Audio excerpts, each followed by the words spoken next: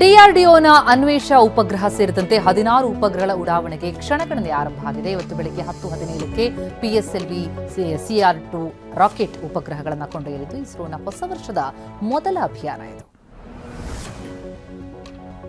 ಇಂದು ಉಡಾವಣೆಯಾಗ್ತಾ ಇರುವಂತಹ ಅನ್ವೇಷ ಉಪಗ್ರಹ ಹಲವು ವಿಶಿಷ್ಟತೆಗಳನ್ನು ಹೊಂದಿರಲಿದೆ. ಭೂಮಿಯ ಮೇಲ್ಮೈ ಲಕ್ಷಣವನ್ನು ಹೆಚ್ಚಿನ ನಿಖರತೆಯೊಂದಿಗೆ ಗುರುತಿಸುವುದಕ್ಕೆ, ಗಡಿ ಕಣ್ಗಾವಲಿಗೆ, ನಗರ ಮ್ಯಾಪಿಂಗ್, ಖನಿಜ ಪರಿಶೋಧನೆಗೆ ಉಪಗ್ರಹ ನೆರವಾಗುತ್ತೆ. ಕರೂರು ಕಾಲ್ತುಳಿತ ಪ್ರಕರಣ ನಟ ಹಾಗೂ ಟಿವಿಕೆ ಪಕ್ಷದ ಸಂಸ್ಥಾಪಕ ದಳಪತಿಗೆ ಸಂಕಷ್ಟ ತಂದೊಡ್ಡಿದೆ. ಬೆಳಗ್ಗೆ 11 ಗಂಟೆಗೆ ಸಿಬಿಐ ವಿಚಾರಣೆಗೆ ಹಾಜರಾಗಲಿದ್ದಾರೆ. ವಿಶೇಷ ವಿಮಾನದ ಮೂಲಕ ದೆಹಲಿಗೆ ತೆರಳಿದ್ದಾರೆ. ಗಡಿಯಲ್ಲಿ ಮತ್ತೆ ಪಾಕಿಸ್ತಾನ ಬಾಲ ಬಿಚ್ಚಿದೆ. ಜಮ್ಮು ಕಾಶ್ಮೀರದತ್ತ ಪಾಕ್ ಡ್ರೋನ್ಗಳು ನುಗ್ಗಿ ಬಂದಿವೆ. ಭಾರತೀಯ ಭದ್ರತಾ ಪಡೆ ಪಾಕಿಸ್ತಾನ ಡ್ರೋನ್ಗಳನ್ನು ಹೊಡೆದು ಹಾಕಿದೆ. ಅಂತಾರಾಷ್ಟ್ರೀಯ ಗಡಿಯಲ್ಲಿ ಭಾರತೀಯ ಸೇನೆ ಹೈ ಅಲರ್ಟ್ ಆಗಿದೆ.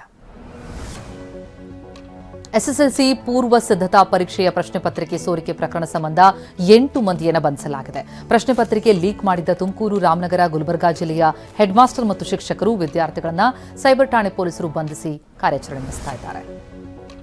ಮೂಡಿಗೆರೆ ಶಾಸಕಿ ನಯನಾ ಮೋಟಮ್ಮಗೆ ಸೋಷಿಯಲ್ ಮೀಡಿಯಾದಲ್ಲಿ ನಿಂದನೆಯ ಕಾಮೆಂಟ್ಗಳನ್ನು ಮಾಡಲಾಗಿದೆ. ಅವರ ಉಡುಪು, ವೈಯಕ್ತಿಕ ವಿಚಾರದ ಬಗ್ಗೆ ಅಶ್ಲೀಲ ಪದಗಳಿಂದ ಕಾಮೆಂಟ್ ಮಾಡಲಾಗಿದ್ದು, ಈ ಸಂಬಂಧ ಮೂಡಿಗೆರೆ ಪೊಲೀಸ್ ಠಾಣೆಯಲ್ಲಿ ಕೇಸ್ ದಾಖಲಿಸಲಾಗಿದೆ. ಬೆಂಗಳೂರಿನಲ್ಲಿ ಮಹಿಳಾ ಟೆಕ್ಕಿ ನಿಗೂಢ ಸಾವು ಪ್ರಕರಣಕ್ಕೆ ಬಿಗ್ ಟ್ವಿಸ್ಟ್ ಸಿಕ್ಕಿದೆ. ಮಂಗಳೂರು ಮೂಲದ ಟೆಕ್ಕಿಯನ್ನ ಪಕ್ಕದ ಮನೆಯಲ್ಲಿ ವಾಸವಿದ್ದಂತಹ ಕೇರಳ ಮೂಲದ ದ್ವಿತೀಯ ಪಿಯುಸಿ ಓದ್ತಾ ಇದ್ದಂತಹ ಕರ್ನಲ್ ಕುರೈ ಎಂಬಾತ ಕೊಲೆ ಮಾಡಿರುವುದು ತನಿಖೆಯಿಂದ ತಿಳಿದು ಬಂದಿದೆ.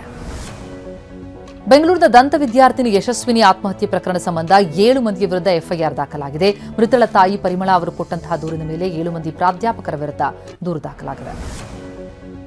ತೆರವು ಕಾರ್ಯಾಚರಣೆಯಲ್ಲಿ ಮನೆ ಕಳೆದುಕೊಂಡ ಬೆಂಗಳೂರಿನ ಥಣಿಸಂದ್ರ ನಿವಾಸಿಗಳು ಬೀದಿಗೆ ಬಿದ್ದಿದ್ದಾರೆ.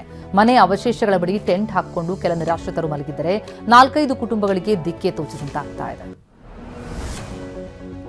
ಮೈಸೂರು ಜಿಲ್ಲೆಯಲ್ಲಿ ಕಳ್ಳತನ ಪ್ರಕರಣಗಳು ಮುಂದುವರೆದಿದೆ. ಕೆಆರ್ ನಗರ ತಾಲೂಕಿನ ಬೇರಿಯಾ ಗ್ರಾಮದಲ್ಲಿ ರಸಗೊಬ್ಬರ ಅಂಗಡಿಯಲ್ಲಿ ಕಳ್ಳರು ಕೈಚಳಕ ತೋರಿದ್ದಾರೆ. ಅಂಗಡಿಯಲ್ಲಿದ್ದ 65,000 ರೂಪಾಯಿ ನಗದು ಕದ್ದೊಯ್ದಿದ್ದಾರೆ. ಮಂಡ್ಯ ಜಿಲ್ಲೆಯ ಕಿರಗಾವಲು ಪೊಲೀಸರು ಖತರ್ನಾಕ್ ಕಳ್ಳರನ್ನ ಬಂಧಿಸಿದ್ದಾರೆ. ಮೈಸೂರಿನ ಸದ್ದಾಂ ಹುಸೇನ್, ಸೈಯದ್ ಅಯೂಬ್ ಎಂಬುವರನ್ನ ದಸ್ತಗಿರಿ ಮಾಡಿದ್ದಾರೆ. ಬಂಧಿತರಿಂದ 253 ಗ್ರಾಂ ಚಿನ್ನ, 17 ಗ್ರಾಂ ಬೆಳ್ಳಿ, 2 ದ್ವಿಚಕ್ರ ವಾಹನಗಳನ್ನು ವಶಕ್ಕೆ ಪಡೆದಿದ್ದಾರೆ. ಚಾಮರಾಜನಗರ ಜಿಲ್ಲೆಯ ಪರಿಸರ ಸೂಕ್ಷ್ಮ ವಲಯದಲ್ಲಿ ಪ್ರವಾಸಿಗರು ಹುಚ್ಚಾಟ ಮೆರೆದಿದ್ದಾರೆ. ಮಲೆ ಮಹದೇಶ್ವರ ವನ್ಯಜೀವಿ ಧಾಮದ ತಾಳಬೆಟ್ಟದಲ್ಲಿ ಗುಂಪೊಂದು ರಾತ್ರಿ ವೇಳೆ ಸೌಂಡ್ ಹಾಕಿ ಡಾನ್ಸ್ ಮಾಡಿದೆ.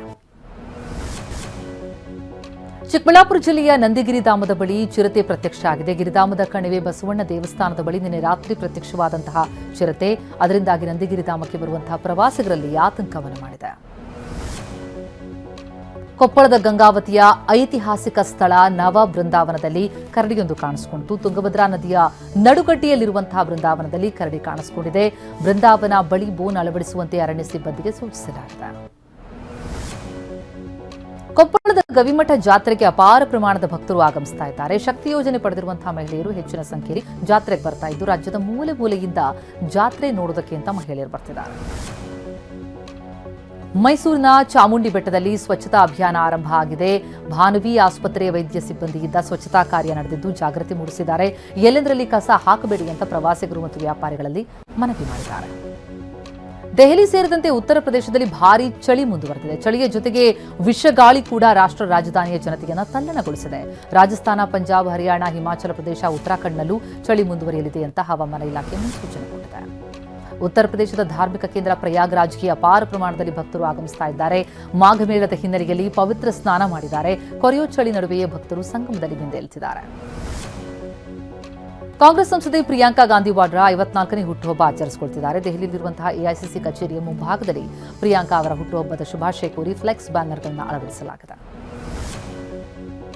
ಟ್ರಂಪ್ ವೆನೆಜುವೆಲಾ ಹಂಗಾಮಿ ಅಧ್ಯಕ್ಷ ಎಂಬ ಫೋಟೋವನ್ನು ಅಮೆರಿಕ ಅಧ್ಯಕ್ಷ ಡೊನಾಲ್ಡ್ ಟ್ರಂಪ್ ಹಂಚಿಕೊಂಡಿದ್ದಾರೆ. ತಮ್ಮ ಟ್ರೂತ್ ಸೋಷಿಯಲ್ ಮೀಡಿಯಾದಲ್ಲಿ ಫೋಟೋವನ್ನು ಹಂಚಿಕೊಂಡಿದ್ದಾರೆ. ನ್ಯೂಜಿಲೆಂಡ್ ವಿರುದ್ಧದ ಮೊದಲ ಏಕದಿನ ಪಂದ್ಯದಲ್ಲಿ ಭಾರತ ಗೆಲುವು ಕಂಡಿತು. ಮೊದಲು ಬ್ಯಾಟಿಂಗ್ ಮಾಡಿದಂತಹ ನ್ಯೂಜಿಲೆಂಡ್ 50 ಓವರ್ಗೆ 8 ವಿಕೆಟ್ ಕಳ್ಕೊಂಡು 300 ರನ್ ಬಾರಿಸಿತು. 6 ಎಸೆತ ಬಾಕಿ ಇರುವಾಗಲೇ ಭಾರತ 6 ವಿಕೆಟ್ ನಷ್ಟಕ್ಕೆ 306 ರನ್ ಗಳಿಸಿತು.